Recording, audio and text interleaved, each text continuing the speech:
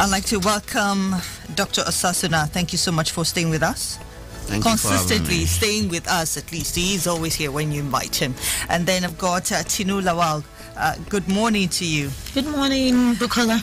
Thank you Good so much. morning, Doctor. Good Yeah. morning, Morning, Nigeria. Tina. Thank you. Fantastic thing is Tinu Lawal faced the scourge of cancer and she's back on her feet. She's alive to tell the story.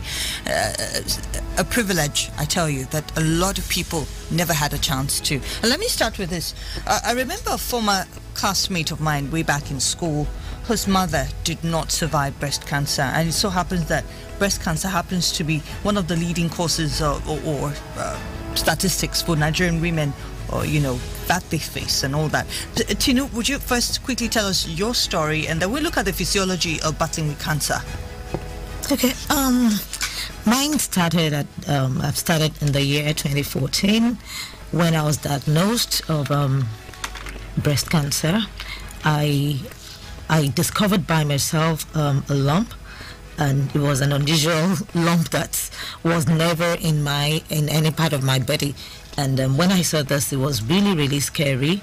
I was so scared that I didn't even want to think about it. It took me about 3 days to, put myself together and Google to find out what breast lumps were all about. What year was that? 2014. 2014. Yes. Okay. So when I did that, Google told me that breast lumps, not all breast lumps are cancerous. That calmed me down a bit, and I was able to, continue, because I didn't want to go to the hospital at that time, because it was at the time that Ebola came to Nigeria, and everybody was scared of going to the hospital. It took me another 3 months to go to the hospital after Nigeria was certified free of Ebola.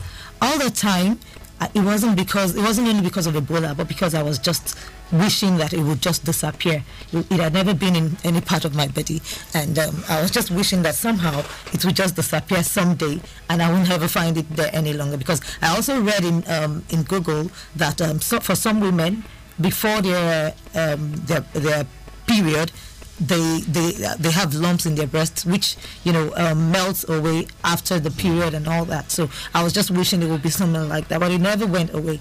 I eventually went to the doctor, and I was given a hormonal drug to, first of all, to see whether it was my hormone that was misbehaving. But after taking the hormonal drug for like 2 weeks, I discovered that it was getting a bit bigger. So I discontinued the drug, one, because I thought it was getting bigger, and number two, the drug itself was it was terrible. Side effect. Yeah. The side effects, it makes you sleepy, like you're pregnant, you get very tired, you can't even do anything, you don't even want to do anything. It was just, the side effects were just too much. So I went back to my doctor, who decided that we should do a mammogram. He checked it before he gave me the hormonal drug, and said that he thinks that it's benign. So after I did that for 2 weeks, we did the mammogram. The mammogram result came and said it was benign. So I was glad that everything was normal and everything. So after that, the mammogram, I was advised there by the doctors that did the test, or that did the scan, that I should remove it, because if I do not remove it, it could lead to cancer. When you leave such things that are not normal to your body, in your body, they could go the other way. So I decided to do a lumpectomy. I did a lumpectomy, and then the specimen was taken for histopathology. That's for histopathology test. The result came out like 3 weeks after, and I was supposed to take the results to the doctor that did the lumpectomy, but you know how it is when you're giving a letter of yourself to someone, and you're wondering what it is that is inside him. Also, I wanted to know the result of the test that I had done. Not that I was expecting anything, because I was so sure it was benign and everything was normal, that there was no problem and all, but I just was curious to know. On opening the letter, there was the bad news. Bam! It was not benign, it was malignant. I was furious, I was scared, I was, And you wished you had acted earlier. than just accepting what the doctor said, that it was benign and there's nothing to worry about, right? No, I didn't even wish, because I didn't think it was real. It wasn't my result as far as I was concerned. Okay. It wasn't my result as far as I was concerned. It was more of a lie. It was somebody else's result that was given to me, because I wasn't expecting anything that was not benign. I'd never thought that cancer would be my portion. It had never been, I'd never known anybody that had cancer. I was not close to anyone. I'd heard of cancer. I'd heard of people, friends, the friend of the friend of the friend of the friend, but it was never anyone that was close to me. So how could it have been me? So immediately I picked up my phone, and normally when you get such lab tests, you have the doctor, whoever does the test will have his name signed under and all that. So I thought of calling Mikio, because I did it at Mikio, but they'll have several numbers, but I wanted to get straight to the person. So I googled the name of the doctor, and luckily the doctor is an internet user. So Google brought out his name, his picture, everything about him, his phone numbers and everything. So I called him directly, and I challenged him like I was, talking to, like I was a doctor challenging a junior doctor. I told him he didn't put a result to the test that he did. And he said, sorry, which test is that? What's the number on the test? So I called out the number, and he said, but the result is there. So I said, doesn't mean that it's benign. It doesn't mean that it's cancerous. At that point, I guess the doctor realized that he wasn't talking to a doctor, because he wasn't expecting a non-doctor to open the result anyway. So he now said, sorry, who am I speaking with? I said, you're speaking to the owner of the result. He said, well, madam, you're not supposed to open this result. You're supposed to give it to your doctor. I said, well, I've opened it. So I said, so is it cancerous? He said, yes, it is cancerous. At that point, I can't remember if I dropped the phone on him or if I, blanked out or something. I do not know what happened, but I know I was able to get home that day, and that was the beginning of the whole story. The whole story. Now, that actually is that reaction I want to take the next question to. A lot of people on discovery of the results take cancer as a death sentence. Oftentimes, we're taking two cases where diagnosis which is preached and misdiagnosis. Doctor, how do we handle this? Okay, let me start by saying that cancer is real, and a lot of times people are in denial, typical Africans, because we are more religious than being realistic. So it's not just for cancer, even for bereavement and loss of property. I remember one time that I lost my phone. I was wishing it never happened, because I could immediately imagine the consequence of losing my phone. So the same thing with bereavement and cancer. Suffice to say, breast cancer and cervical cancer are the commonest cancers in Nigeria. In fact, statistics say that breast cancer kills 30 women per day in Nigeria. Kills 30 women per day in Nigeria, while cervical cancer kills at least 1 woman per hour in Nigeria. That's a crazy statistic, and I'm sure it's even underreported. In 24 hours, we're likely to have lost 30 women. 30 women to breast cancer in Nigeria. And cervical, you say every hour? Every hour. Every hour. Woman yes, every hour. So it's crazily high, and I'm sure that is even underreported, because we are yet to be there when it comes to statistics. Then people's attitude towards reporting cases or going to hospital to be treated. But coming down to the psychological side of it, I'll be addressing this not as a medical doctor now, but as a psychologist. The reality is this: people are always in denial. Denial leads to, at times, delayed response to the diagnosis, even when the doctors get the diagnosis right. Then again, a lot of times misdiagnosis comes to play also. Someone called me a couple of days inviting me to a program to come and address on World Cancer Day. That's tomorrow. And she was telling me why she started the program. That her sister, the younger sister, was having a couple of uneasy, what we call undue fatigability, getting tired unnecessarily. A couple of things were just going wrong, and she's been going to hospitals in Lagos there. They're treating her for different conditions for like 2 years, until they thought of it, this condition is refusing to go from one hospital to another. I think we should try outside. So November last year, they moved her over to US. The doctors there ran some tests, and a couple of days after, they hired the shocker of their life. In fact, you know, the Oyibos, the way they break reports, they are not very, very empathic. The doctor just came and said to them, if this woman lives beyond one more day, then she's a lucky woman. They were all shocked. They felt like strangulating the doctor and everything. And lo and behold, the woman died within 5 days because it was an end-stage cancer. So, and that's what led to World Cancer Day in 2008 by World Cancer Declaration, the Union for International Cancer Control. The focus is on prevention, early detection, and treatment, because most cancers can be fully treated or cured when detected early. Especially breast cancer can be cured when detected early.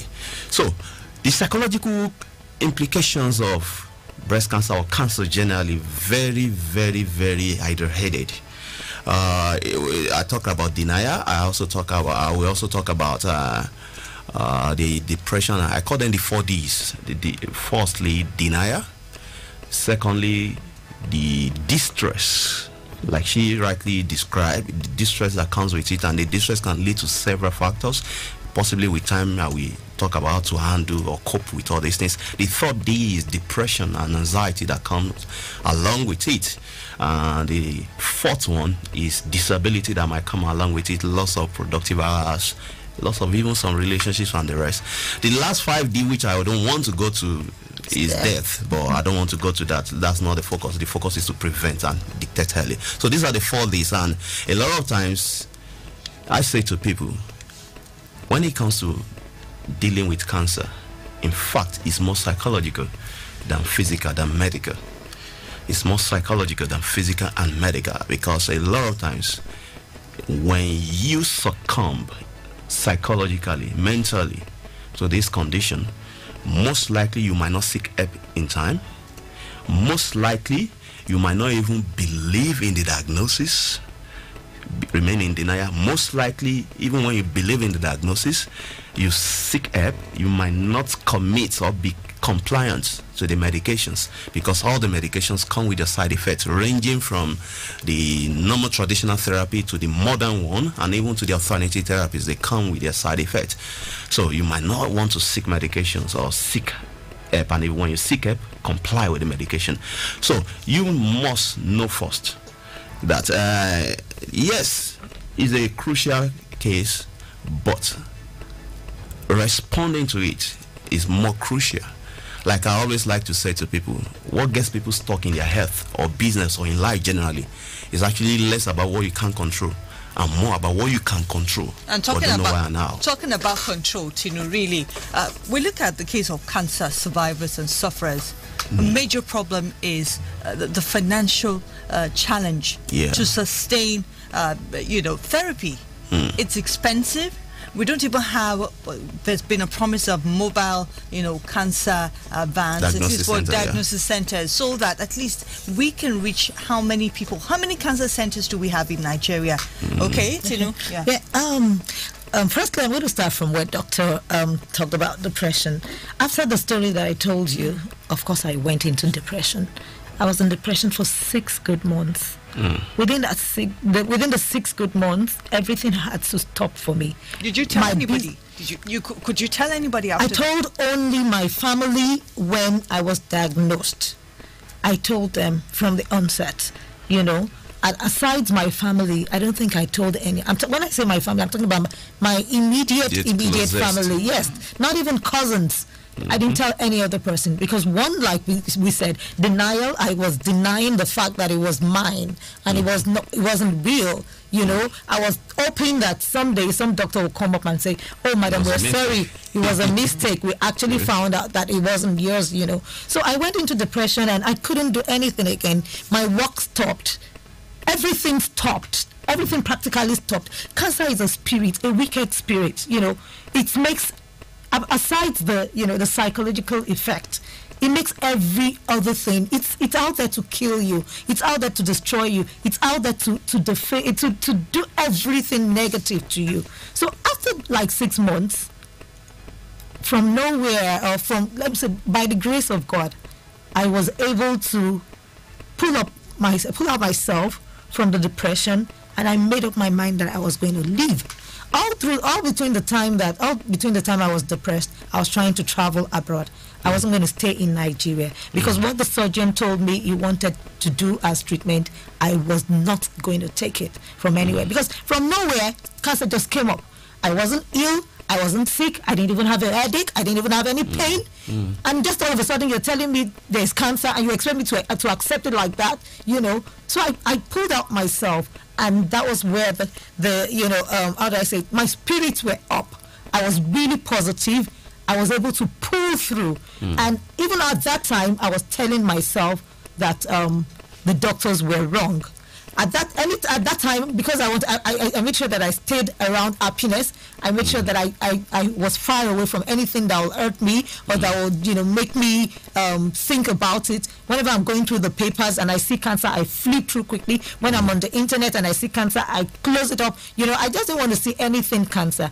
And I went to parties. In fact, before you invite me, once I hear you're having a party, I'll go there. As long as I'm going to be happy, seeing happiness, and all that. So I went to all those places and all that to make myself happy. My younger brother had his wedding in absentia. He lives in America, and then I had to do the planning. I did the planning like I was doing my wedding, and I danced and had the celebration like it was my wedding again, and people were asking, people that didn't know anything were asking, why are you so dressed, or why is your own so much that, is even more than, the bride and the groom and all that. Meanwhile, all that time, about the time that I was preparing for that, the lump came back again. The lump I removed the year before. All this time I'm talking about, it was 2014 that I was diagnosed. Till the following year, April the following year, I'd done the lumpectomy the year 2014, but all the April 2015, I was in depression. I'd gotten myself out of depression by May, and I was living life like nothing had happened. By November 2015, I didn't do any treatment. By November 2015, the thing came back. When it came back, then I knew that the doctors were not wrong, and then I knew that it was, for it to have grown back, I didn't do any treatment. So you rejected the treatment from 2014 I did. 2015? I did. That's the God factor, and I keep saying it. That's the God factor. Because when I say God factor, it has to do with a lot of things. It wasn't just prayers. It was also my positive spirit that did that. It was, However, God makes, it was a faith. Number one, it was a faith. Yeah. The secondly, it was a positive spirit. Okay. That I didn't give up, and I wasn't going to let it determine my life. I may have cancer, but cancer does not have me. Fantastic. That was my thinking. But it came back. Even when it came back, I still denied it, and I refused to concentrate on it. I ignored it, until my mom. All along, I didn't know my mom was, observing. She doesn't live in Nigeria. She lives in America, but they came around. She had to go and report me to one of my uncles, my great uncle that I'm very close to. We never knew about it, and she went to go and say it to him. So, of course, at that time, I realized that these people, I was fighting the fight like, I don't, I wasn't going to mind cancer. I was fighting the fight without treatment. With a mental approach. With a mental approach, yes. But God has a way of doing his own things. He had my mom to go and report me and expose the secret that I thought I was keeping in myself, and and fighting singly. And of course, at that time, by the time my uncle heard about it, it was nothing I could hide any longer. So of course, we now did more, made more efforts for me to travel abroad. All the time I was trying to travel abroad, my visas were being rejected. I went to the UK, I went to the US. Meanwhile, I've been to the UK, I've been to the US before. But at this period, my visas were being rejected, and I couldn't get out of Nigeria. Okay. But as God would have it, there was a program, a memorial lecture that was done on behalf of an old schoolmate who died of cancer. I didn't want to go for the lecture because I didn't want to think anything. I didn't want to say anything about cancer. But somehow I was made to go for the lecture, and from there I met oncologists from Luth And then I met an oncologist that was from America, another one from East Africa, and then the Brecan woman, Mrs. Akeredolu. Well, I have a journalistic background, so it wasn't easy. It wasn't difficult for me to meet them after the program and ask for their details. They didn't know why I was asking. They probably thought I was doing my work as probably a journalist or something. But I was doing that because really it was actually because of the lady from America, the oncologist from America, who is also a survivor herself. I thought when I get to America, I'll be able to, visit her. And a week after that, I went to the embassy, and this time it was a bigger no. All the time that I was trying to travel, going to the embassy, I never said I was going on For treatment. Yes, yeah. because I'd called the University of America in the course of, the whole thing, and the University of America was asking me to bring over $100,000. I didn't even have $1,000 in my account, talk less of $100,000. But my family were positive. They live in America, and they were positive that once I get to America, we will sort it out somehow. We'll find a way around it and all that. When it happens like that, it does happen. But that also tells us something, because it's pointing to a lot. You've mentioned the God factor a lot of times. Yes. Now, in a case like this, you have access to people who can help you abroad. What happens to the teeming, seemingly larger population? Thank you. That's what I'm coming to. Even to children who are hit with cancer. Dr. Sasna, we'll take a look at this. Can I just say this? Yeah. That's what I was going to say, that even if you have the money and you have the access to go to America or to go out of Nigeria to treat it, it doesn't guarantee your survival. Yeah, it doesn't. It doesn't in any way. I would also like to share that you get to our Facebook page, Radio Continental 102.3 FM, and our social media platform, our Twitter handle, that is at RC1023 FM. I put up a statistic there, which was put together by a research center as the 2012. One of the most common causes of cancer worldwide, globally. Number one, topping the list is lung cancer. The first three, lung, liver, and the stomach cancer. The rest, colorectal cancer, breast cancer, pancreatic cancer. But the thing is, we cannot forget to mention prostate cancer as well, a leading killer amongst men. Now, people, as you said, and it's bringing my mind to one thing. A lot of people will prefer religious therapy, traditional therapy to modern medicine. Any danger in that? Okay, the truth is this. By the way, regarding the statistic globally, Nigeria statistic that was a 2012. Yeah, so it would have increased. It's even the statistic differ for Nigeria. We are talking about breast and cervical, the top leading cancers in Nigeria, then prostate, then we do have a couple of liver, lung, and colorectal cancers. But back to your question, the truth is this: you cannot sever people's culture from the response to treatment. It's going to be very difficult. And Africa culture for us is more like religion. Or rather, religion for us is more like culture. And a lot of people would rather wish away in the name of Jesus or in the name of Allah any medical diagnosis, not even cancer alone, ordinary hypertension, in quotes, ordinary. People will wish it away, and because it's still asymptomatic, they cannot feel anything. So why? What do you mean? Blood pressure? You are calling numbers. Well, I feel strong. So that's the typical Nigerian for you, or typical Africa for you. But having said that, I would rather want to use the word spiritual. Religion, for me, when you become religious, it can make you shy away from facing your reality. And once you don't face your reality, the truth is that your fear of that reality will be expanding. You will think you're running away from it, but your fear of it will keep expanding. That's why my sister talked about anywhere she sees the letter cancer alone, the word cancer, she flips over if it's a book, she closes down her system if it's on the internet. Because wherever you run away from keeps expanding. But when you face it, on the other side of that thing that you're scared of is your dream life. That's how the area I like to put it. So it's good to be spiritual, because medical researchers have actually shown that spiritual approach to it is actually complementary to the medical treatment. For example, when I say spiritual approach, I'm talking about prayer, because prayer, one way or the other, does something to your mental power. The fact that you're praying to a God that you believe rules in the affairs of men does something to your mental power.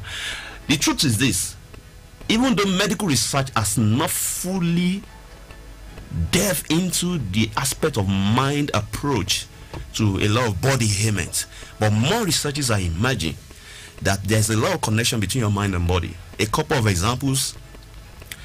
2007 University of London study shows that emotional stress that remains unmanaged for too long is more a risk factor for hypertension and cancer than even alcoholism, high cholesterol intake, and obesity. And a lot of other researchers are showing the influence of a wrong emotional state that is long-standing on your immunity. Now, how do I define cancer, and what does it have to do with your immune cells or your hormonal balance? And these are the areas of your life that your emotions, your psychological state actually attack first: your immune balance, your hormonal balance.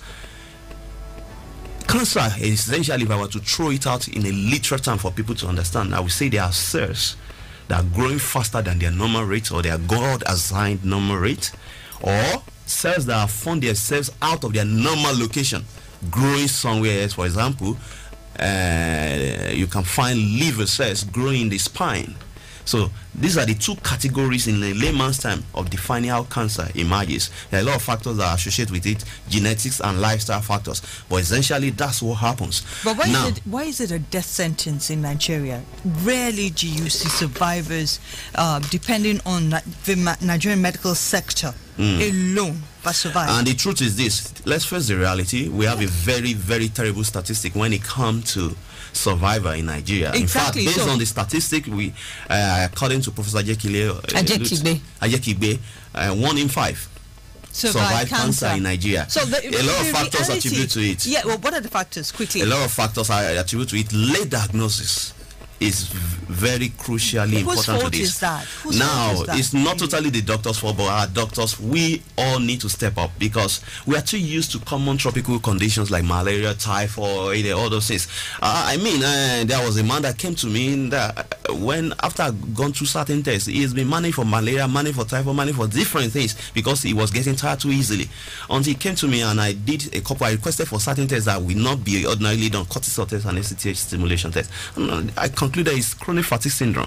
You need a lot of psychotherapy to complement the medication use, and he's doing well now. The same thing with cancer. So a lot of doctors, they focus too much on tropical conditions, so the delayed diagnosis is crucial. Then on the part of the patients,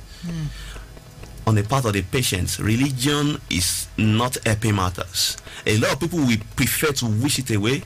A lot of people will prefer to do what we call positive thinking, which in its own is good, but positive thinking does not take away the role of facing the challenge. So we need to get people to know that yes, cancers are terrible, but they are largely preventable. In fact, WHO says that 30% of them, which I believe is even more than that, researchers will soon justify what I'm saying. 30%, according to WHO, of cancers are preventable. But I've seen a lot of studies that WHO is yet to embrace that have shown the power of your mind in actually reversing a gene that is defective that you inherited from your parents. For example, a BRCA gene from responsible for breast cancer from your mom. So we are saying this to Nigerians out there. Yes, cancers are terrible, and there are major challenges in Nigeria that are even worsening the prognosis, the survival rate. But the truth is this: if it's early detected, for example, breast cancer, can be totally cured. Fantastic. Now the place. And sorry to add to it, before we move to that, can be largely prevented. There are a lot of vaccinations that are available for liver cancer, even cervical cancer. So people should be abreast with this information. Gone are those days that you think that my papa no get them, me I no fit get them for my family. Things are happening. Your papa was not exposed to certain lifestyle factors. There are a lot of radiation going on, generators here and there. I pass my neighbor everywhere. You are exposed to different chemicals day in, day out. Stress level is higher than ever before. Diet is more artificial than natural nowadays. So you must know the difference. Now, with the economy right now, aren't we even more exposed to cancer factors, risk factors with our diet. Tinu, would you say there was a link to your diet then, what you were eating? I'm going to say that I'm going to start from where doctors say. I mean where doctors the reasons why we have high mortality rate in Nigeria. From my own point of view, okay. Number one, late announcement, from the patient. Number two, lack of medical facilities. When I was eventually rejected the visa to America, I had no choice. I had to go and look for Professor Ajekigbe, who was one of the people that attended the event that I'm talking about. On getting there, and I told him, when he realized that it was 2014, because I got to him January 2016, he was so alarmed. 2 years. Almost 2 years. That means you were lucky to be alive. I was just lucky. It was just by grace, because not everybody has that grace. For some people, it's 3 months and you hear they're dead. After for some people, it's 6 months they're gone.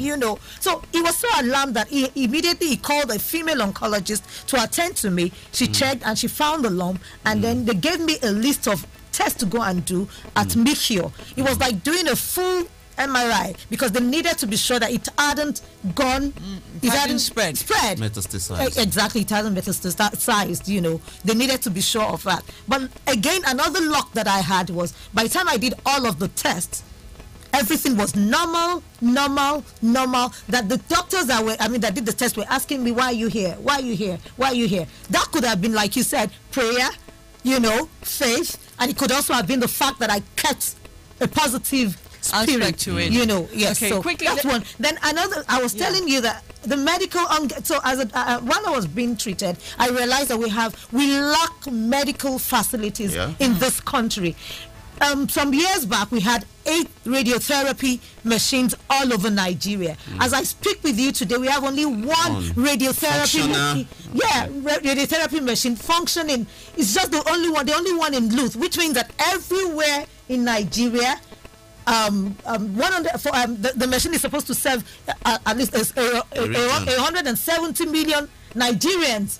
The machine breaks down from time to time. While I was doing my treatment, as soon as I finished my radiotherapy, the following day the machine broke down. It took another 6 to 7 weeks before it was repaired.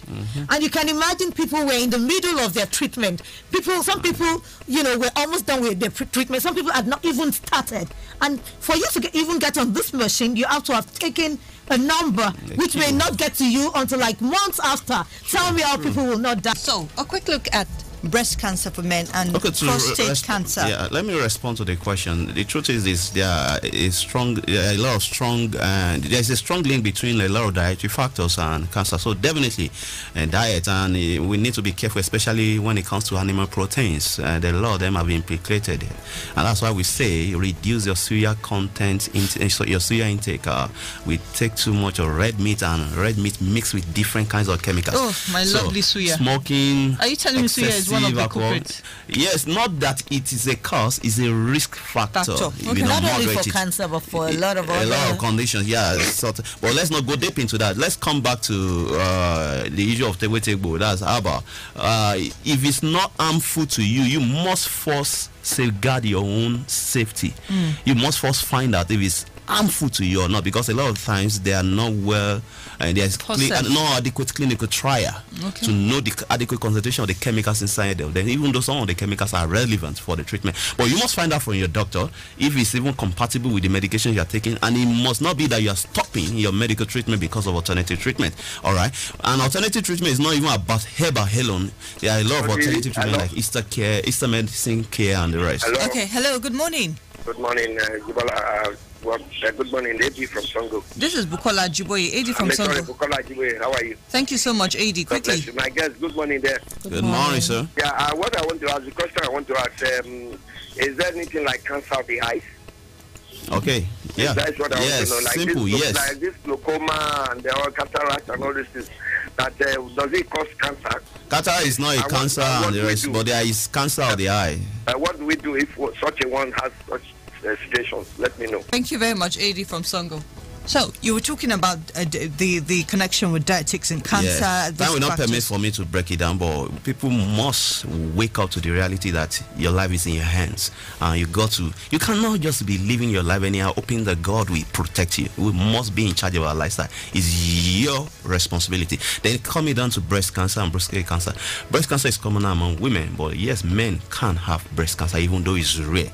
But breast cancer for women is actually the major challenge. Prostate cancer is also real. Is rising. Is one of the top 5 cancers in Nigeria now, and in fact it's said that 14 men died of prostate cancer per day in Nigeria presently, and we are having rising cases of cancer generally. I think the latest statistic revealed that we have at least 100,000 new cancer cases per year in Nigeria, and we have presently over 2 million cancer cases, and I'm sure this is underreported because there are a lot of hinterlands and rural areas that don't get access, and not to talk of the medical facility and diagnostic facility that are available in terms of inadequate facility available to even diagnose these cases. No, in that case, is this somewhat finally the reality? Is it a death sentence for Nigerians? Totally no. Especially if they can't afford, abroad treatment. They can't travel abroad.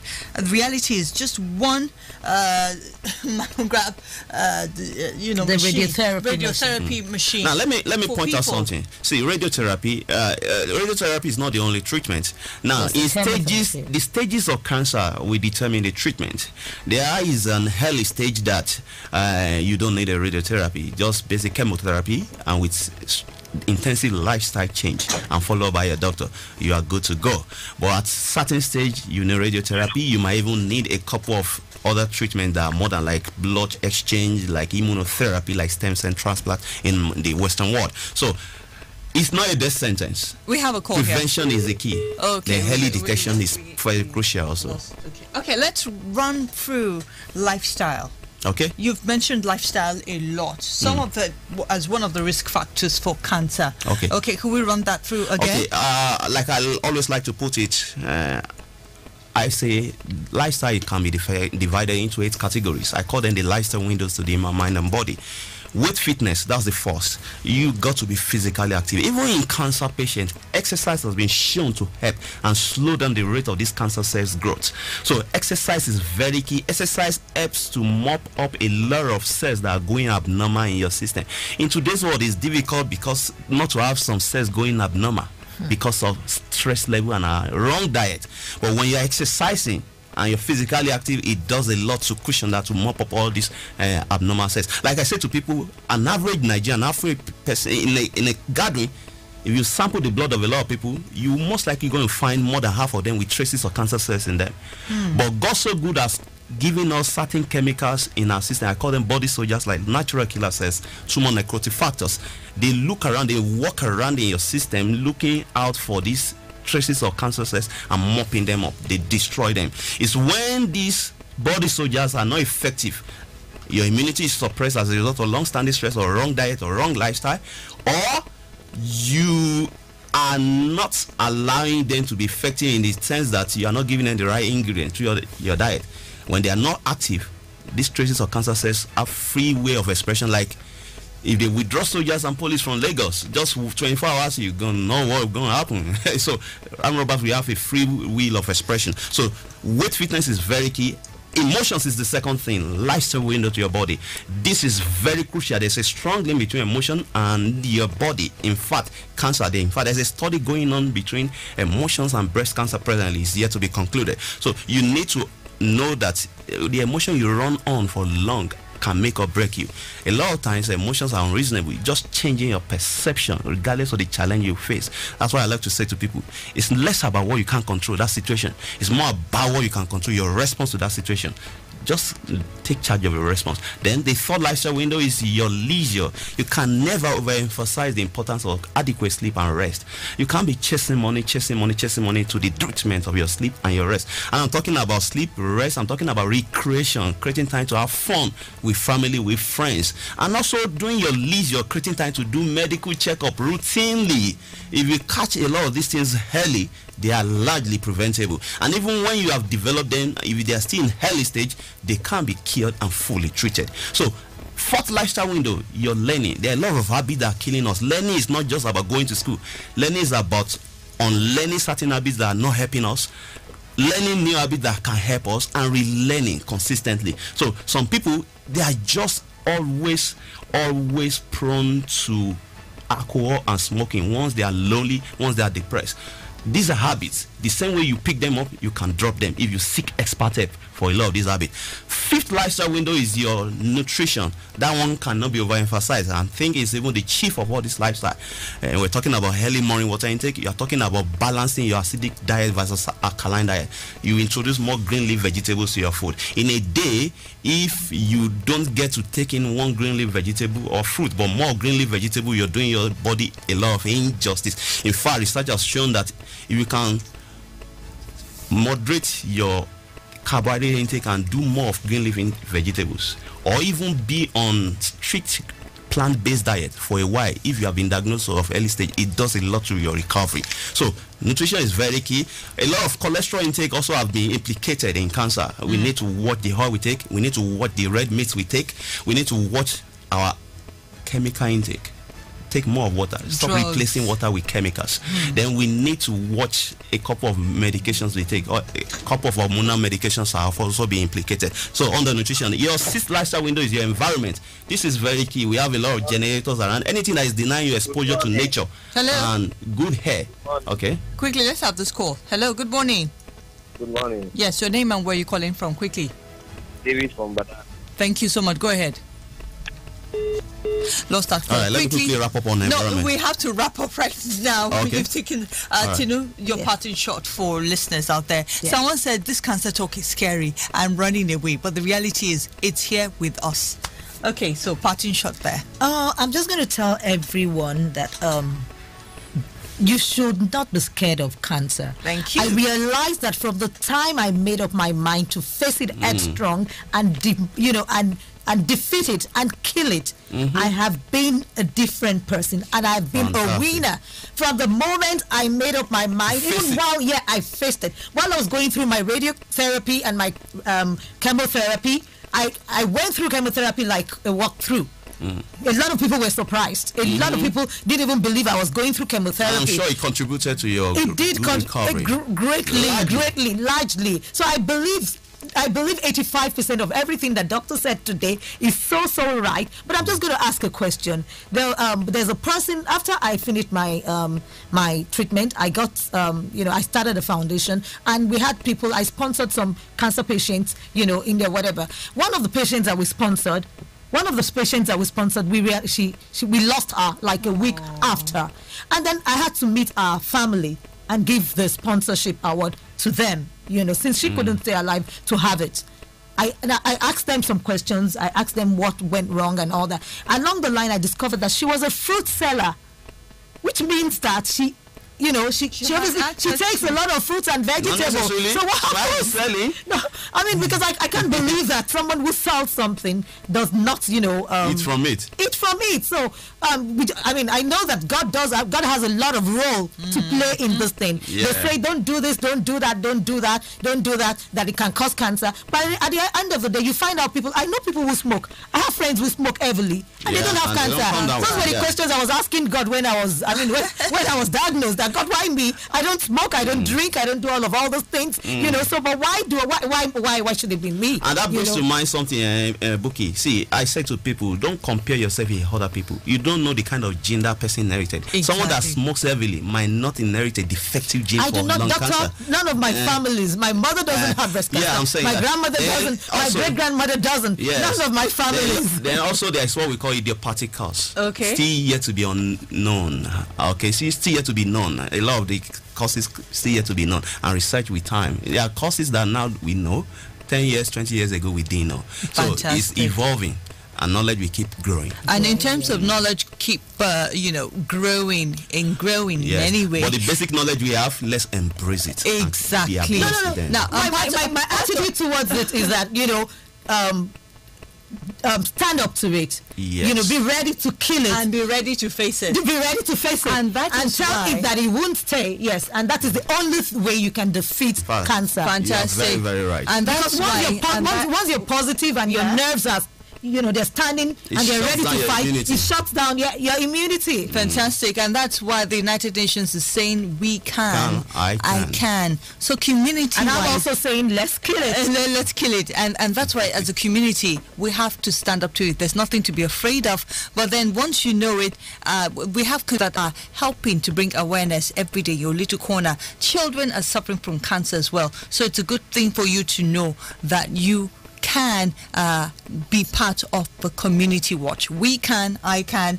And of course, one of the ways, as Dr. Osasuna and Tinu has said, that one of the things that kept her going were things that made her to embrace life, the positivity of life. And Bukola Ajiboye, thank you so much to Dr. Osasuna and Tinu Lawal for ensuring that this conversation took it to its next